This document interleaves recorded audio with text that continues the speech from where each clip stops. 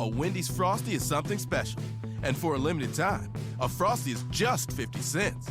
An American classic for a classic price. It's not quite a milkshake, not quite an ice cream cone. It's definitely chocolate or vanilla. That choice is on you. Use a spoon or a French fry. Anything goes. A Frosty makes summer special. Yep, there's nothing quite like a Frosty. And there's nothing quite like this deal. A Frosty for 50 cents. Get yours before this deal melts away. Small Frosty at participating Wendy's for a limited time. Blog Talk Radio. Good morning and welcome to the Parenting Aces radio show on Blog Talk Radio's UR Tennis Network. I'm your host, Lisa Stone, hoping you all had a wonderful long weekend in celebration of Labor Day. And maybe it included some tennis, maybe it included a break from tennis and some quality family time away from the courts, or maybe a combination of the two. But in any event, I hope you enjoyed that little break from the norm. We, for those of you who don't follow Parenting Aces on social media, we got a new puppy over the weekend. So things have been a little hectic around the Stone house, trying to get used to our new family member and trying to get him used to us, but it's going pretty well. If you haven't seen pictures of Sully on our Facebook page or our Instagram, take a look. He's really cute. We rescued him from a puppy rescue organization that actually my daughter volunteers with. And they rescue newborn puppies and who have been either rejected by the mom or something's happened to the parents and they can't take care of the pups. And so this organization called Bosley's Place takes them in and cares for them and finds both foster homes and forever homes for these dogs. And so that's how we came to get Sully in our family, and he's a cutie pie. But I'm just warning you guys, it's like having a new baby in the house. I am extremely sleep deprived, and so if I sound incoherent at any point during today's broadcast, I'm just going to apologize right now and blame it on lack of sleep for lack of a better excuse. Anyway, so that out of the way, let me just introduce you to today's guest, Dr. Neeru Jayanthi. Those of you who've been listening for a while have heard Dr. J on my show several times. He is now one of our local Atlantans. We're so glad to have him here. He relocated from Chicago to Atlanta. I think it's been a little over a year ago now. And he is a tennis medicine specialist working in conjunction with Emory and has been participating in incredible research projects and giving talks all over the place. He's a busy guy. In addition to being a very accomplished tennis player himself and getting himself entrenched in the league tennis world of Atlanta, which y'all have heard me talk about before. It's crazy, crazy busy here. So I'm going to go ahead and bring Dr. J on the line because I know he's got a lot of great info to share with us today. Neeru, thanks so much for being on the show again. Welcome back from Texas, and can't wait to hear what you've got to talk about. Sure. Actually, I got my introduction to league tennis here. We're actually really excited to make a shout-out to my USTA 5-0 team. We got to the city finals, and I got a rude awakening to how good league tennis is here by the time you get to that level. And we did not make it past the city finals, but and that's actually a good reason to come to Atlanta because the tennis is so good. No matter how well you think you're hitting, there's black at the end of it. So just lots of great players out here, and it's amazing how many opportunities there are to play tennis, much less do all the other stuff that we're trying to do on it. So happy to be out here for that.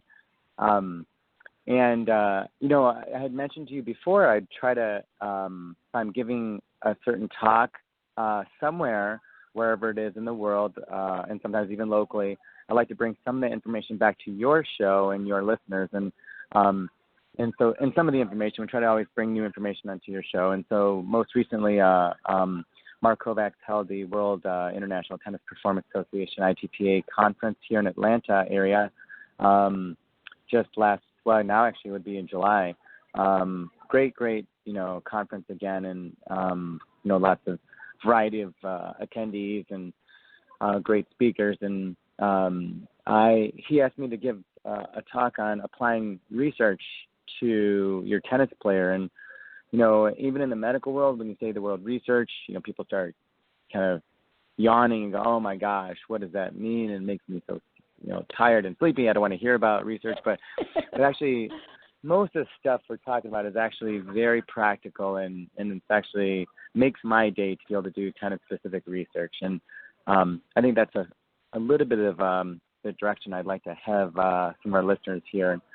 So if I could start by, saying, what does it really mean to actually do research? Well, especially when it's involved tennis players. Well, the problem is that we've never really had a lot before in the past. I mean, tennis is an anecdotal sport, especially in the coaching world. In other words, that means you would, listen to whomever gives you advice based on their anecdotal experience. Say, well, I taught a lot of players, and, certain number of them would actually go on and play in college, or I had this one pro, and so on and so forth. And there's nothing wrong with that. And I think you have to have some experience, and that's what really that is, anecdotal experiences.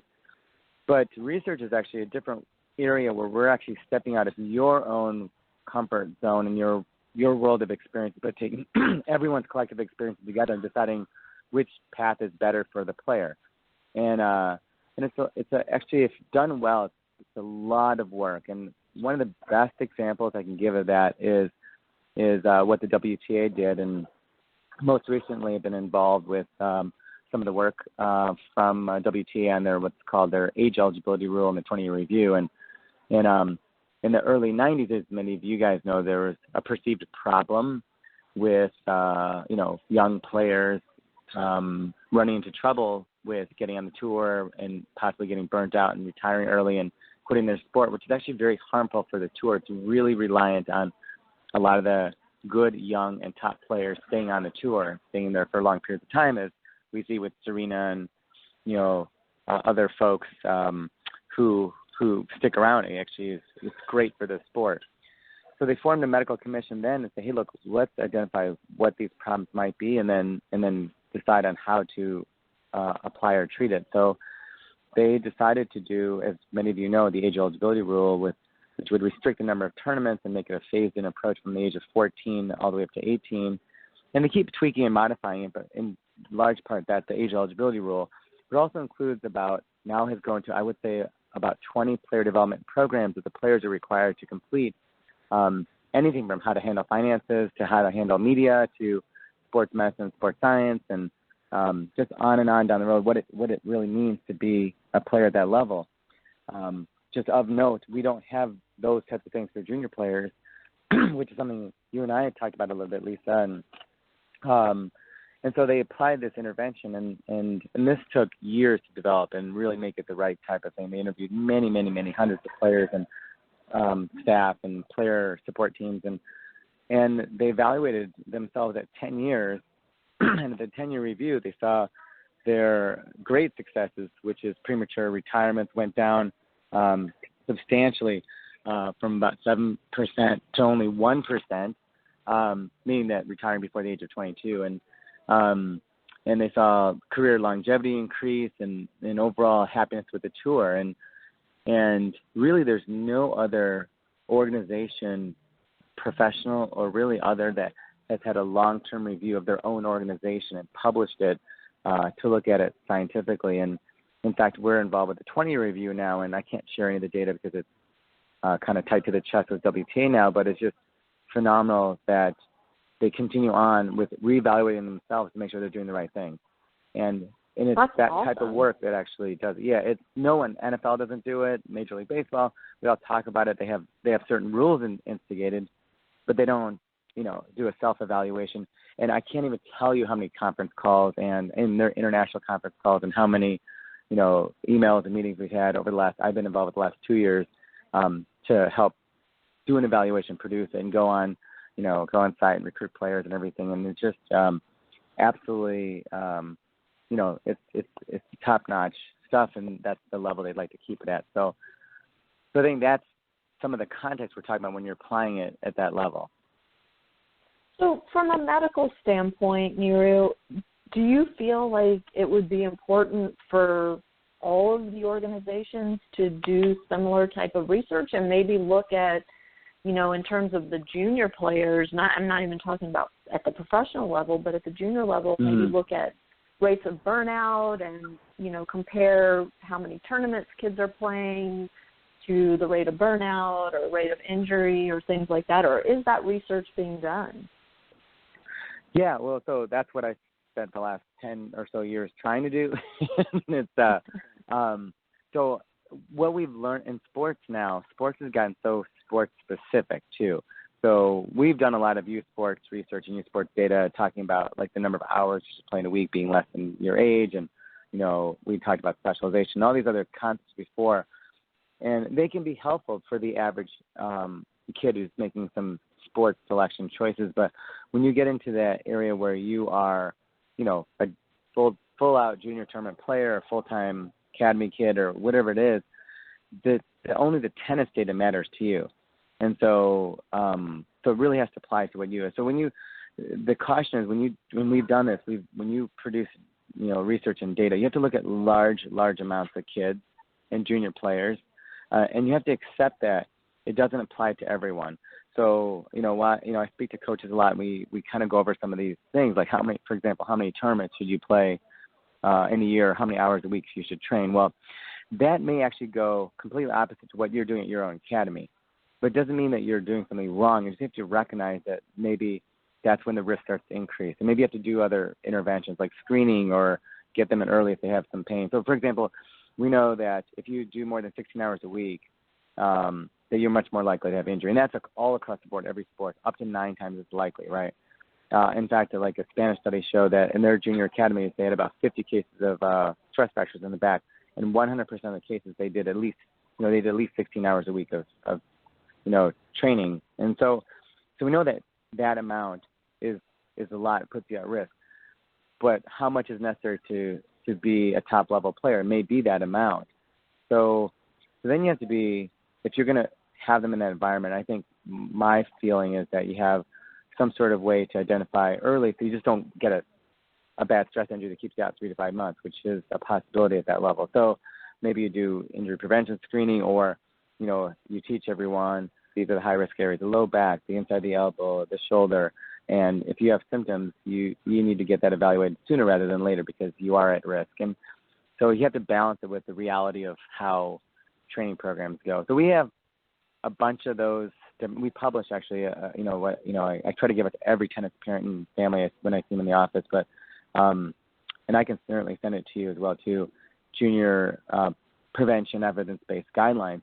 Now, the problem is that there's just not enough of it. Like the real researchers would say, hey, look, there's just, just because I did like 4 or 5 of those studies in there, and there's others who've done it. Mark Kovacs has done a few, and, some would argue it's not enough to, to be convincing, but we have to have someone, you have to have some sort of speed limit, I say, and give some, some information. Otherwise, we're kind of, going without any direction.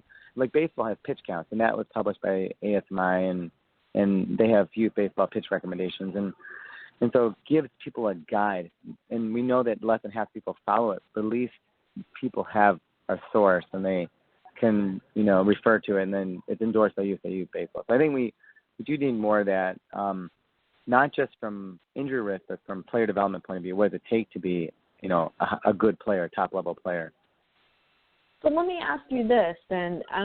So you're saying 16 hours a week of training is really the threshold under which you can likely continue to play injury-free, above which you're likely to develop some sort of debilitating injury. Am I saying that right? Well, no, yeah, that's a part of being scientific. So yeah, and with all due respect, sorry, Lisa. No, it's fine, and I'm not. That's why I'm asking for clarification because I want to make sure I'm understanding. Exactly, and that's actually how it's very easily interpreted. And then sometimes you end up being the doctor's like, no, you're playing too much. So what it means is that, for example, if you took a group of kids and you train them at more than 16 hours a week versus a group of kids at less than 16 hours a week, the group of kids who are at more than 16 hours a week are more likely to develop an injury than those that are less than 16 hours a week in tennis. And actually, even say more hours per week than their age. but it doesn't mean that they will, right? So let's say, Right. Maybe they're twice as, or maybe actually the odds probably 4 or 5 times more likely, to be honest, in tennis kids. But so let's say 20% of the kids are getting hurt at more than 16 hours a week. Well, then maybe only 5% get it less than 5. And I actually think those numbers are being pretty gracious. But it's just you're more likely, and so in certain areas it's more concerning. Right. So my reason for trying to understand this is so we understand that most high-level, high-performance tennis players, juniors, are training at least 16 hours a week and likely significantly more than that. And whether that's because a coach has said that's what you need to do to reach the highest levels, or it is in reality what they need to do to reach the highest levels. So let's assume that the majority of them are training higher than that, more than 16 hours a week. What are some things that they need to be doing to offset the negative impact of that overtraining? And I'm using air quotes that you can't see. Yeah, question. And number one, we'll say for runners, for example, that number is 40 miles per week, okay, of running. Like if you run, more than 40 miles a week, we know that your injury risk increases significantly. But most top programs run at 60 miles a week. So they know that there's some attrition that goes on. All the coaches, this is not this is a relatively universal thing. Most college programs, the top high school programs, and some will even go higher than that, right, 60 to 80 miles a week. And so one is, and this sounds terrible, but like we'll use running as an example. There's just an attrition where they know that, hey, 10 or 20% of the kids aren't going to be able to make it that level, and they're just not going to be elite runners. So there's a Darwinism, survival of the fittest concept, and I'm actually okay with that concept. Like as being a college team doctor for many years at Division I level, like not everyone can play college sports, and so you have to get the people who can tolerate it and can make it all the way through. But the question is, and I always ask the coaches, how much are you willing to give up? So let's say 10% of your kids are hurt. You have your college basketball coach, and I would ask them, I'd say, hey, 10% of your kids are hurt. Is that acceptable? Well, with 15 kids, you have 1 or 2 kids that's pretty much expected, right? If 20% are hurt, when does it start impacting you and your program and, and the kid themselves? So that's kind of a big picture for the coach. Now, if it's your kid, it's not that good. If you're the kid who's not making it through, and some kids have to train, they have to train at a lower volume. And that's what we've had college athletes I've had college runners who run at 30 miles a week. And, you have to, at some point, you could be a lower volume trainer.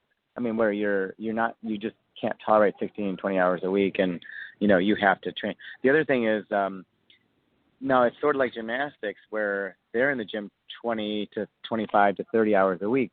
But when they're there, it doesn't mean that they have to be doing all the gymnastics-specific activities.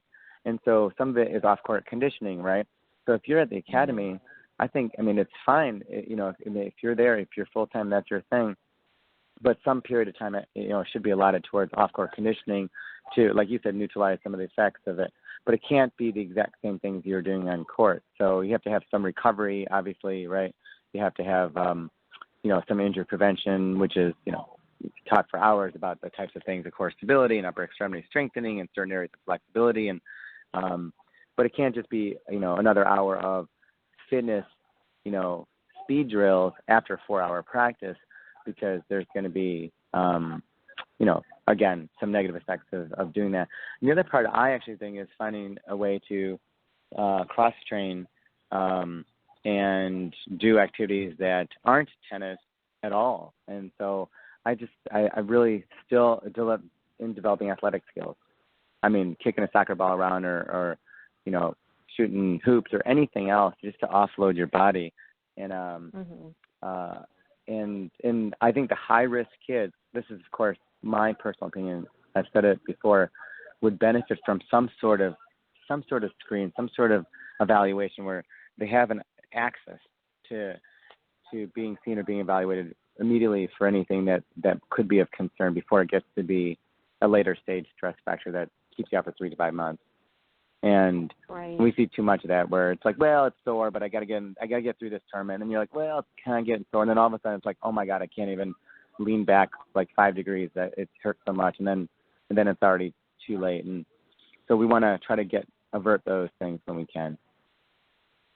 I had Jeff Rothschild on the show a few months ago, and one of the things that he talks a lot about is the impact that sleep has on performance. And I'm wondering if y'all are looking at that, in your studies too, because especially with the teenagers, the kids that are going through puberty and are they've got the hormone surges and all the other things and the stresses of high school and that stuff.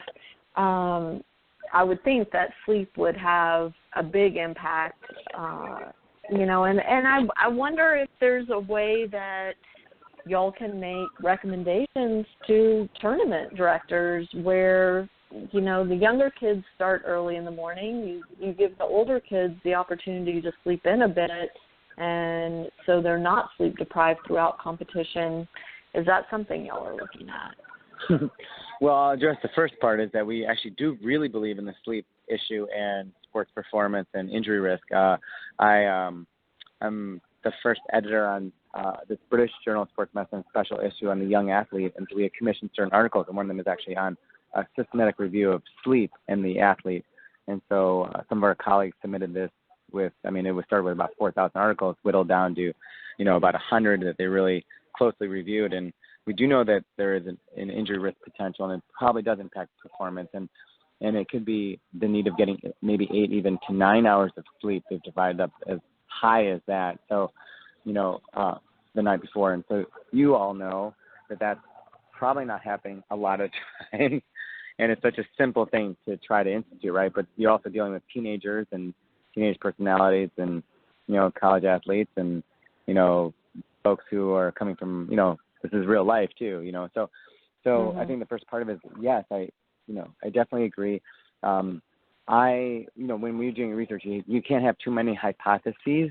So, for example, I'll talk a little bit later about our stroke analysis research study, but we certainly believe in it, But the second part of it is actually working with tournament directors to do this. Well, I think that is the biggest challenge, and I can't even for a minute say, hey, look, I have the power, the ability to influence how tournament directors run tournaments, even despite some data that we have or others have produced on potential risk and exposure to heat and playing a second match and the rest periods in between and all these types of things. Well, as you know, there's thousands of tournament directors across the country, so how you reach them and how you implement change really has to come from organizational methods. That's through USTA itself, which is in of itself of a challenge to try to, on the priority list of things, trying to get some of those things modified. It's there's a lot of things. So if you had to write a list of things to do, I think sleep is one of them. But I think there's a lot of things and making change, like 51% agree with it and 49% vehemently oppose it, and so because there's so many stakeholders, as you know. So I try to stay away from that and just produce the evidence and have the people who are the stakeholders make the decisions about what's the best. We try to deliver the evidence and have the people who make the decisions about how to run things, their academies and the tournaments. I think those they can then apply those decisions. Right. So I guess, from the parent side and, just wearing my parent hat right this minute, it gives me comfort to know that somebody like you is out there doing the research, A, but B, that you are presenting at these meetings and not just the medical meetings or the science meetings, but you're presenting at the tennis meetings.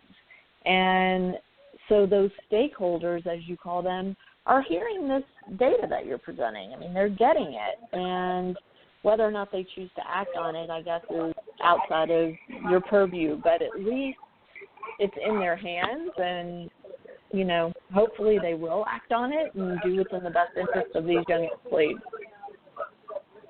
So we have had the really the fun privilege of going out to a number of the academies here in the Atlanta area and doing, testing at a number of the academies and, working with the pros out there and the kids and, obviously the parents get involved. And right now we have about 120 kids enrolled in this, I think it's right around there, in this stroke analysis, stroke efficiency research study that Mark Kovacs and I are doing. And, it's actually been great. I really have to say, the pros themselves get it. I think it's a challenge.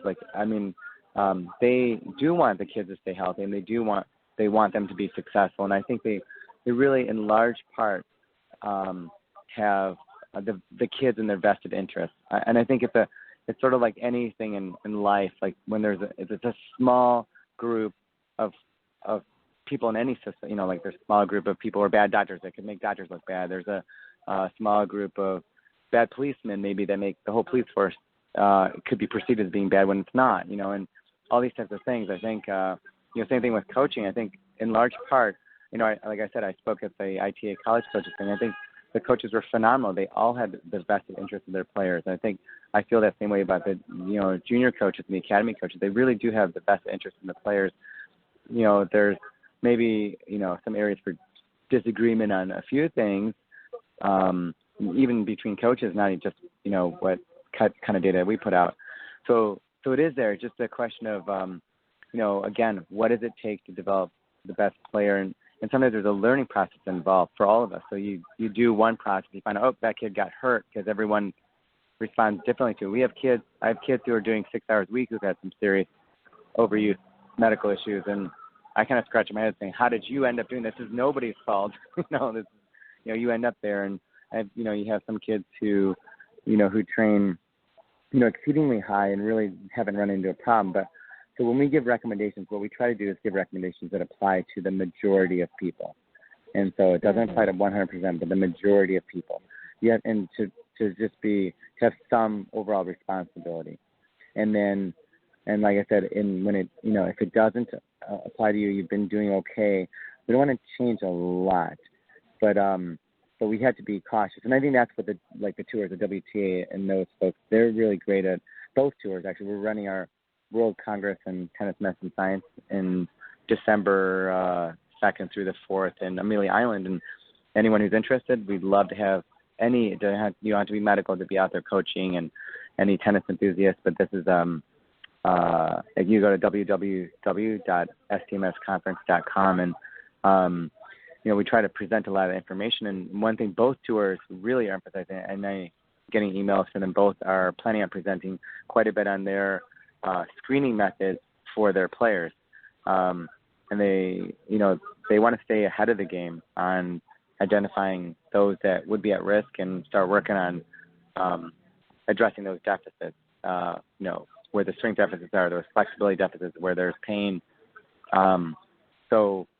And I think there's an opportunity to do that at all levels, actually, and that's where I'm trying. In fact, we're probably going to try to work out something where we have a similar model for the junior players to try to help identify these things and then have them work on it, and then go back to their academies and work on it with the folks at the academies. That sounds fantastic. Let's face it, the majority of junior players are not going to the Pro Tour.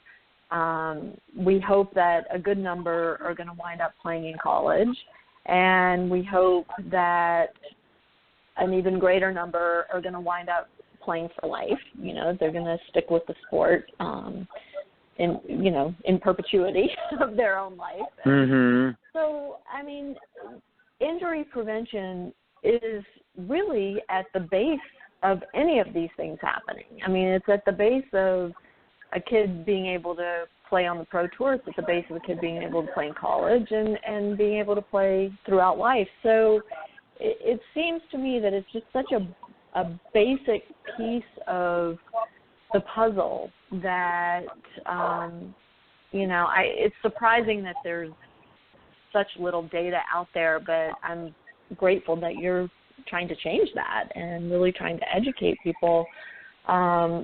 So, why don't you share with us some specifics? I know you said you wanted to talk about how to translate some of this stuff to stroke production and, you know, how that impacts coaching and all of that. So, you know. Sure.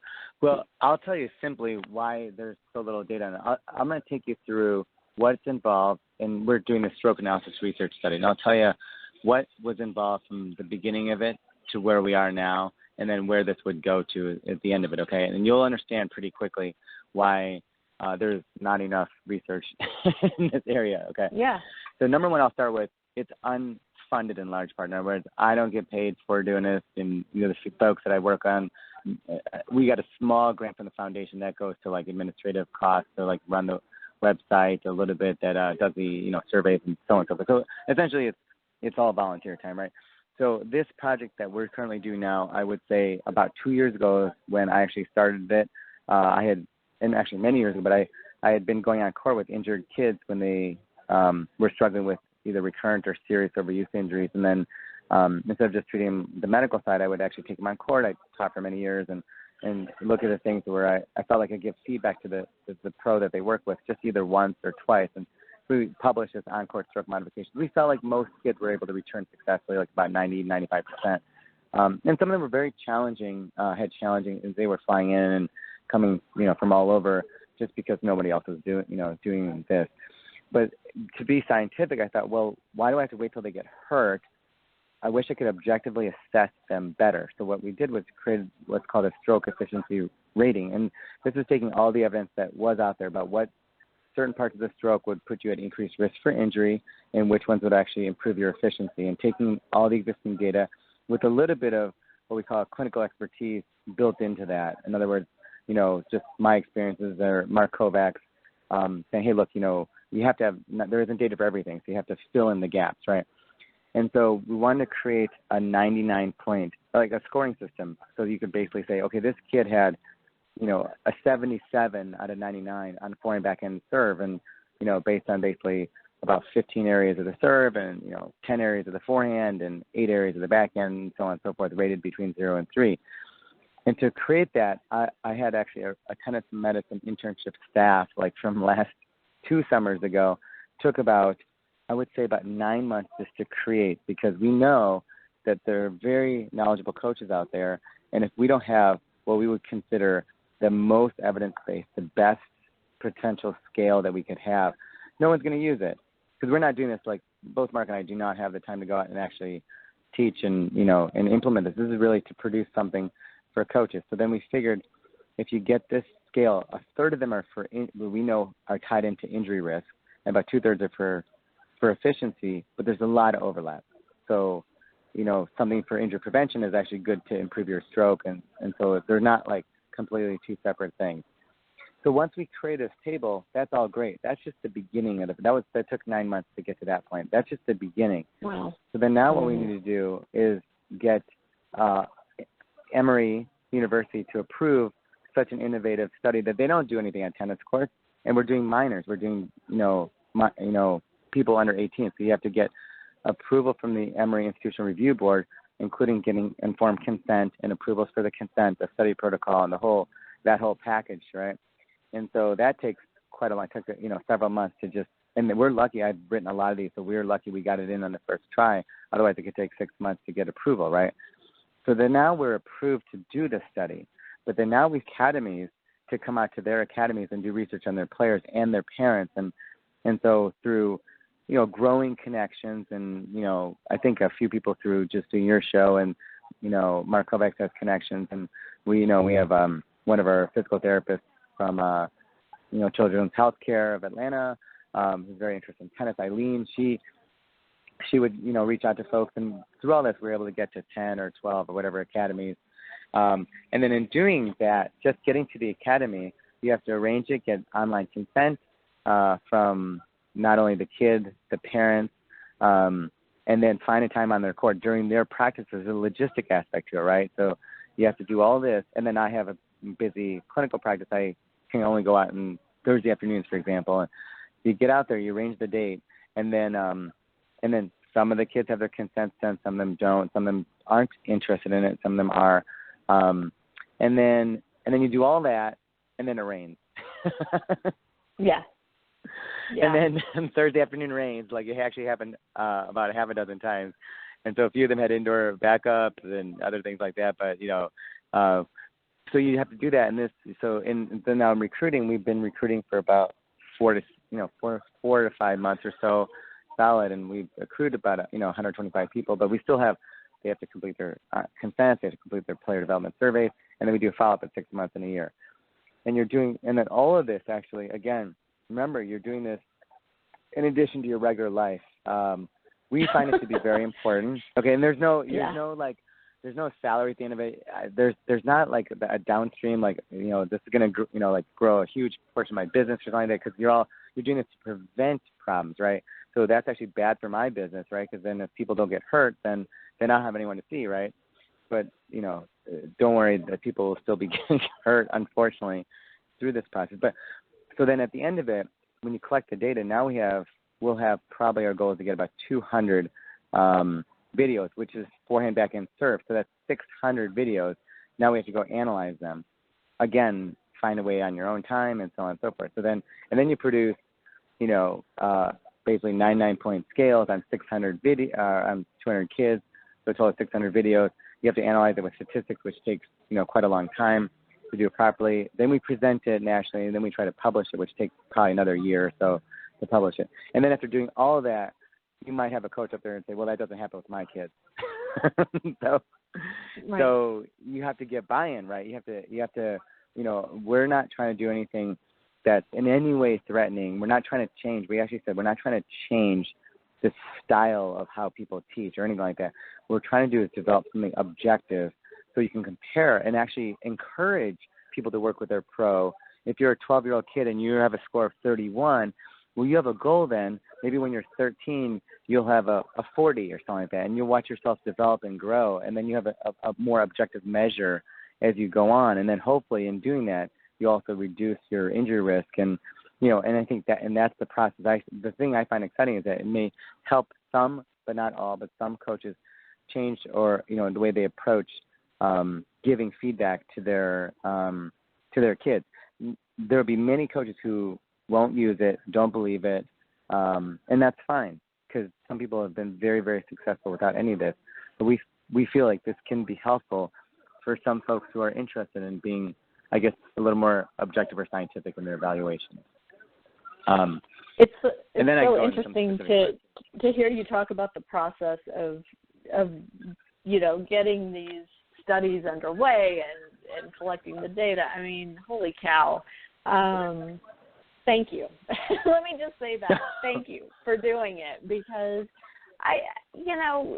none of us wants our kid to wind up injured so that they can't do the things they want to do, whether that's play tennis or, just run around with their buddies. I mean, we want our kids healthy, of course. And I think, it's interesting because I'm a big fitness buff, and I take a lot of classes at a lot of different fitness facilities, and it's amazing to me how many times I walk into a class and the instructor is teaching something that is so dangerous and, just sets everyone up in the class for injury or, extreme muscle soreness or tears or whatever that's going to keep them out of the gym for X number of weeks, and which is the total opposite of what you're trying to accomplish, right? So the same thing on the tennis court. And, I think by studying these various issues, hopefully, like you said, you're going to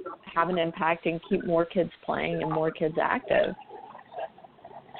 Right. And I don't think there's any coaches who are intentionally trying to figure out a way to get their kids hurt or impact their performance negatively. There isn't anyone who's trying to do that. So, I think everyone's trying to develop their players and get them to be injury-free. That's nothing novel. I think everyone's trying to do that. I think the more information you have about how to go about doing that is the better. And that's for coaching. That's for medicine. It's the same thing. We always had this. We have the saying that in medical school, when you start, about 50% of the things that you learn won't be able to be applied later on in life. They'll probably be wrong, and then because research and science and over time, you'll figure out which things are actually correct. the problem is you don't know which 50% is wrong. So you learn everything, and then you go on and you realize, oh my gosh, like concussion's a great example. Oh my gosh, I tell parents all the time, like, we see lots of concussions, and how I managed concussions 15 years ago to 5 years ago to even this, in the last year is actually quite different, and almost opposite in some ways. It's gone a full, pendulum swing. We used to football games and kid would get a concussion, we'd see him back in 15 minutes, and then if he looked okay enough, we just do a couple simple tests and we'd say, go back in there. And this was a regular standard of care, which is absolutely shocking. Wouldn't even happen in the NFL today. So it's things go, a lot of different directions. So I think the more information, that's because we've accrued more information, and we feel like we can better educate. Obviously now everyone's aware of concussions and there's a lot of education involved, but and so the same thing I'd like with tennis, which is just get more awareness of what are the things we can do. So one of the things that we're going to try to do, and maybe we're hoping we can use your platform, is to reach parents and coaches through kind of medical education, like in performance series, where maybe every couple of months or something like that, we try to reach out to the parents to pick a specific topic and then show them physically how to do their own injury prevention and exercises, and then also talk about any topic from stroke mechanics to nutrition to female health issues and heat and using, presenting all the evidence that we know. Basically the same concepts we presented our World and Tennis Medicine Congresses that all the tours use and USTA Pro Circuit and everyone. Why not give that information? Why hold that information back from our junior players? Like, it's great information. So I think I would like all that same information to go back to our junior players. So hopefully we can, your platform is great because there's such a variety of folks who are on it, again, that I think are key stakeholders too.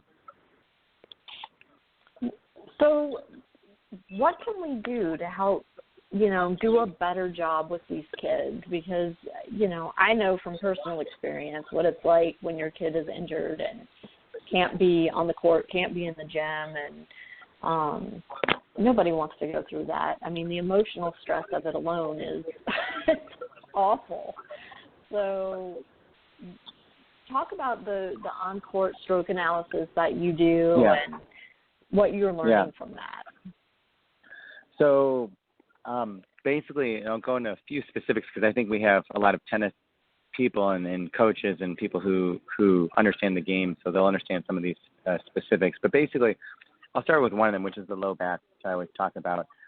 It was probably the most common reason for me to, at least when, in our publication, the most common reason for me to go on court with a junior tennis player is because of a recurrent low back stress injury, which we can say that probably up to 40 to 50% of young athletes who have low back pain that lasts for at least a couple weeks or more have a chance of a stress fracture in the low back or stress injury somewhere along that spectrum, which is an incredibly high number.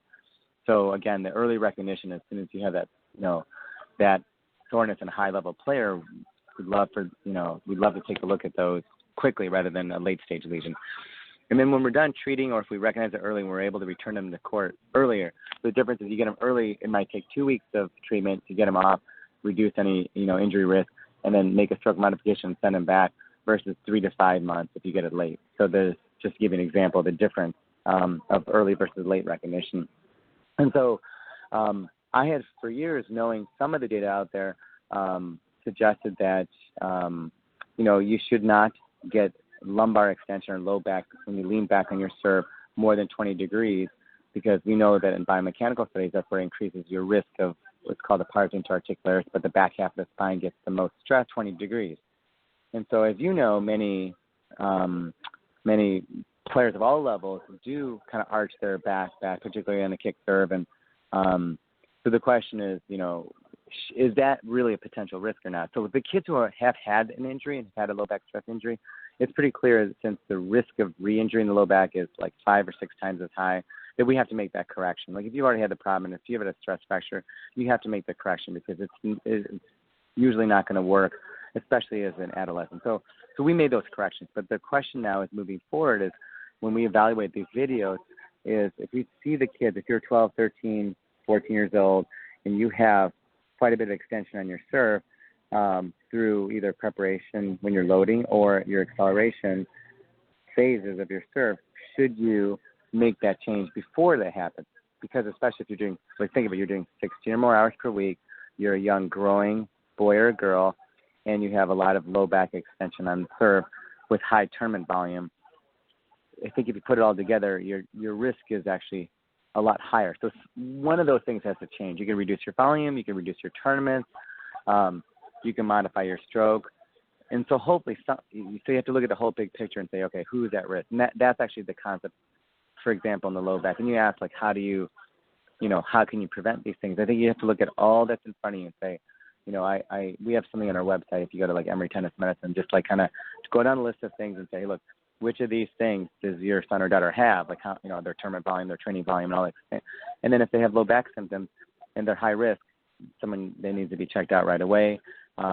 If they're not having pain, but you see this on their strokes, I believe, and we probably will believe if our evidence shows us that those are the kids who have the future risk of having that problem.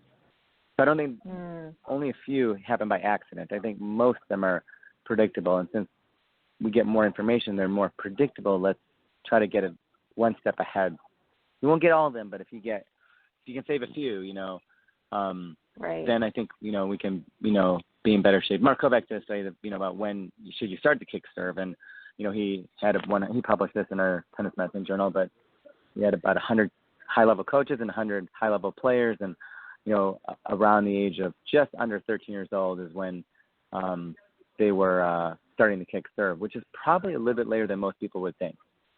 And I think he was looking at shoulder and other areas, but I actually am more concerned about the low back. And are you saying that just before the 13th birthday, is okay or not okay? Well, so the thing is, everyone's individual, right? You could have a 13-year-old who's very mature, 13-year-old girl who's very mature and skeletally mature and done growing and having, secondary sex characteristics and certainly ready to move on and hit 13-year-old, hit kick serves, right? You could have a 13-year-old boy who hasn't even hit his pubertal growth phase yet and cannot tolerate that volume at all. And so it is very individual. And that's the problem with trying to make too many blanket recommendations. We have to give a general recommendation, say, look, maybe delay kick serves until at least 13. But I think doing the stroke evaluation makes it individual a little bit more. So what we're going to do is actually try to collect data on a breadth of ages, and we're using their height and weight and getting the spectrum of it, and then try to normalize it for it. So say, look, if you're doing this, how do you compare to other 12 or 13-year-olds that are boys or girls, and really try to put in the context of a little bit more individual recommendations, because that would be an easy counter argument as well. I have a 13-year-old girl who's very mature and she's ready for it, and I would agree. So so overall, we might say 13 is the number, or we might say, can you hit? It doesn't have to be the biggest kick serve in the world, and I would argue that you can actually get a reasonable kick serve or a topspin second serve in 20 degrees of lumbar extension. And I think you can, and we've seen a good amount. And then you add trunk rotation, and you add what we call sagittal plane motion, and then coronal plane motion, and you can actually make those changes. And I've done that on court a number of times for those kids who've already had the problem. And lower body fourth generation. So there's a lot of, shoulder tilt, and there's really a lot of other ways to accommodate your serve. One of the takeaway messages I'm thinking about as I'm listening to you talk is the importance of planning in all of this. That you really have got to have a developmental plan for each kid based on their individual weight, height, development, as human development, where they are in the growth process. And when you wing it is when most of the time you're going to wind up getting into trouble, because all of a sudden you find that your child's overtraining or overplaying in terms of tournaments. And that's when the injuries come. So, I mean, this has been one of those issues that I've talked about a lot over the last few years is, having the parents sit down with the coach and devise a plan. It doesn't have to be a 12-month plan, but it certainly should be at minimum a 3-month plan, preferably a 6-month plan. And, of course, you can reevaluate if things aren't going as you expect. But, I mean, if you're just going out there and kind of flailing in the dark, you're really putting everybody at risk for disappointment and injury. Yeah, and, I'm actually trying to stay away from just only talking about the injury side because, if you don't get injured, then there's no point in talking about injury.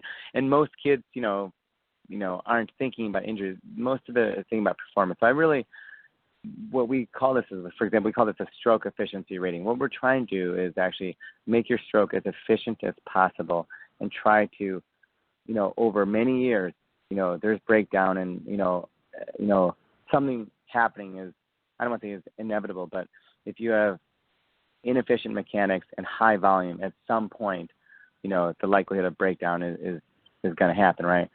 And so the more ways we can figure that out. So like for shoulder, for example, we have about 1, 2, 3, 4, 5 solid ways that we avoid hyperangulation where your shoulder, elbow, and, your tossed arm is lined up, a shoulder lag where your arm doesn't get up to 90 degrees of abduction quickly enough. And we call shoulder arm axis where when you're making contact with the ball on your serve, that your elbow is straight rather than having even a little bit of bent, parch into it to reduce the elbow risk. And, we know knee flexion of your rear knee should be more than your front knee. And then Carolyn Martin did a really nice study looking at energy transfer. So basically going from your lower body to your upper body, if it's just like kind of you go down and up real quickly, then you're more likely to have shoulder symptoms and also poor efficiency. And so we like to have people transfer a little more slowly. And so all these things supported by data. And actually, if you watch people who do this very well, you'll see just a really remarkably efficient stroke. And in doing all of that, we believe that you reduce your injury risk because a third of them are related to injury risk, right? So, I told Mark this. I've done a lot of different research, and I've been really fascinated by this particular study just because I'm learning so much. It's watching so many different types of strokes when you really critically evaluate so many different parts to a stroke. And I say it's not, you don't want to just look at the kids that you only work with, but just that, like you take 10 different academies and you get 12 or 15 kids from each academy and you kind of pool them all together and you get some data. I think it's really intriguing to see what comes out. And, for my role at the end, like I still go on court when kids get hurt, but now I'm hoping to go on court before they get hurt. I'm hoping actually to make this a thing where we actually, like you said, like parents can meet and I can help work with them potentially. And then, we do an injury prevention screen. We do a stroke evaluation, then we give them feedback, and we communicate with their pro. We're not in any shape, form, or anything like that to run some academy. We want to just give feedback, and then have the pro feel confident that, look, hey, here's some stuff that people are trying to do to just help augment what you're doing, and that's really nothing more than that. And I can't stress that enough because I'm kind of new to the area. When I was in Chicago, I think many of the pros knew me for so long. I taught in the area, and they knew what I was trying to do. And so I hope, and I feel like, we're getting the same type of positive feedback here where, people know that I'm here, just me and the folks that I'm working with on this is, we're just trying to get as much information back to the training academies. Nothing makes me happier than watching a kid that I, got to see and then just go see them at a tournament and have a smile on their face and playing lots of matches and feeling great. So that's really the payment out of it. People, I don't even accept any money for this, which is even the crazier part, right? Parents go, how do you pay you? And I go, I don't know. I go, just send me a picture of your kid at a tournament. That's usually what I say. That then I know they're doing well. Then it's so, and it's good, and it's actually, and I tell my coach, it's not a one-time thing. It's actually you develop these relationships over years. I have kids who are still coming back, who I work with in Chicago. They come back to Atlanta to come, see me and work with me and stuff. And then that's the payment, is that they trust and respect you, that you're going to try to, try to give them the best information you can. Keep working. It takes a lot of additional communication with the pros and everyone. So we'll keep working on that. So that you're not bombarded with phone calls and emails after this show. Right. Is there an age or a stage of development where you would say now is a good time to bring your kid to me and let me take a look? I mean, obviously a kid just starting out, right, who's playing, 30 minutes a week or an hour a week, they're not ready to have your intervention at that point. Right. Maybe, or maybe they are. I don't know. No, you're absolutely right. One thing I'm really quick to say, the next thing we're going to do is we're going to do this on adults, which is really going to be precarious because we're going to do research on the same thing on all the adult players in the area, and that'll probably start next year. But what we, I want to be one of your subjects. Right. I think we're going to get a lot of volunteers. And so I really say, there's no tennis lesson involved. This isn't a tennis lesson. There's no way, there's no capacity for it. You have great people who teach tennis. And so this is, what we, stroke efficiency evaluation and injury screen and those types of things. That's what we're really trying to do. And so, number one is usually want them hitting on the yellow ball at the minimum. And they're not just hitting, that they are really they're tournament players. Because if they're still just developing and they're a casual player, the interventions we're doing aren't really for kind of the beginner intermediate player, to be honest. And I would say by 90% of them, these are mostly for tournament players. And those are the kids that are really invested, whether you're a part-time or a full-time academy kid. And that would start 10, 11, 12 years old, if you're a tournament player, and occasionally even younger. I've had, very serious 8 and 9-year-olds who've had to evaluate, but are truly, going to be going down that path. I think that's when it matters, because otherwise, I think if you take a kid who's still kind of deciding if tennis is their thing and they're playing, doing a lot of different things, and if it's not that important to them, then they're not committed to some of the work that's involved. So I asked the kids, I said, are you committed how committed are you towards like making tennis, your path? And if they're committed, then I think these things matter to them. Mm-hmm. That makes sense. So and I think we're going to work on programmatic stuff for it, but I invite people to contact. I've been able to reach most people who've contacted me. Hopefully, I apologize for those that maybe I didn't get back to them. I'm pretty good about it. We have an Emory Tennis Medicine website, but I can. I don't know how you do communication. Are they email you, or are they? I don't know if I should say my email online or. Sure. If you want to get the emails, for sure, give it out. If not, if you'd rather them come through me, that's fine too, and I'm happy to forward them. Yeah, sure. And if I just can't accommodate, it's neeru.jayanthi at emory.edu. So that's NEERU Jayanthi, JAYANTHI at emory.edu. We actually did create an Emory Tennis Medicine page, so people can go to Emory Healthcare at tennismedicine.org. Let me see here, and I think there's a tennis medicine email on there as well too. So that will essentially come to me because I check that as well too. But again, just trying to reach the folks that need the help or want the help is probably the best way to do these things. Or you just call my assistant. Yeah. Perfect.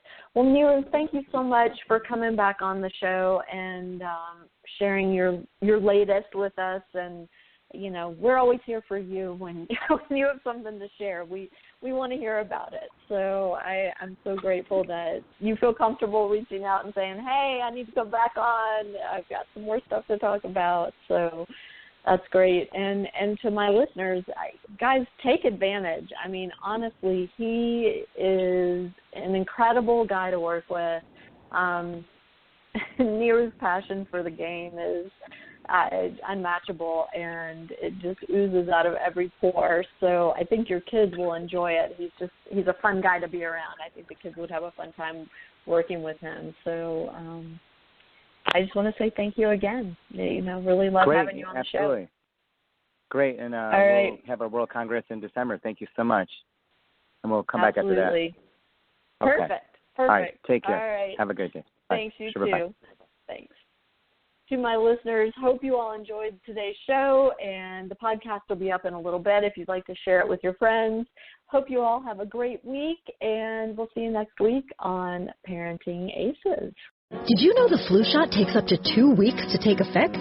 That's why I'm getting my flu shot now, so I can outsmart the flu before there's an outbreak.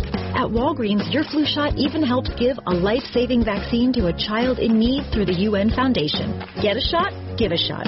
Doubly smart. Walgreens, at the corner of happy and healthy. Through August 31st, 2017, for every immunization given, Walgreens will donate 22 cents up to $2 million. Learn more at walgreens.com/get-a-shot. Vaccine restrictions apply. Burger King presents Breakfast Stories. Today's story, Max and the Sausage, Egg, and Cheese Biscuit 2 for $4 deal. Here's my opinion. I like the biscuit at Burger King. It's got that fresh baked smell. And your whole breakfast is in there. Eggs, cheese, sausage. And they're 2 for $4. You got it? Am I trending now? Yeah, Max. Hashtag biscuits. Try a freshly baked sausage, egg, and cheese biscuit, now just 2 for $4, only at Burger King. This is not breakfast. This is a Burger King breakfast. At participating restaurants, limited time only.